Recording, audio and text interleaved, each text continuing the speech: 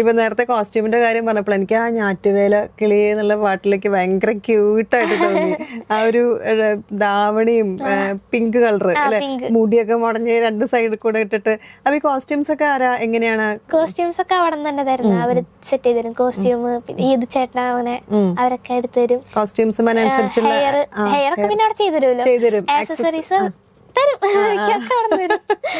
അതിലൊക്കെ വലിയ കുട്ടീനെ പോലത്തെ ഫീലായിരുന്നു. പിന്നെ സെറ്റ് സാരി എടുത്തിട്ടൊരു അതും ഒരു ഇപ്പൊ കാണുമ്പോ വളരെ ചെറിയ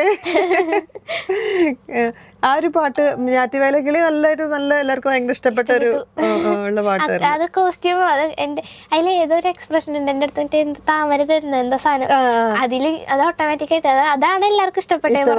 ഒരു എക്സ്പ്രഷൻസ് എന്തോ വന്നത്, അത് ഓട്ടോമാറ്റിക് ആയിട്ട് ആ നേരത്തെന്തോ വരുന്നത്. എനിക്ക് ആ സമയത്ത് ഓട്ടോമാറ്റിക്കലി കയ്യിൽ നിന്ന് വരുന്നത് ആ നേരത്തെ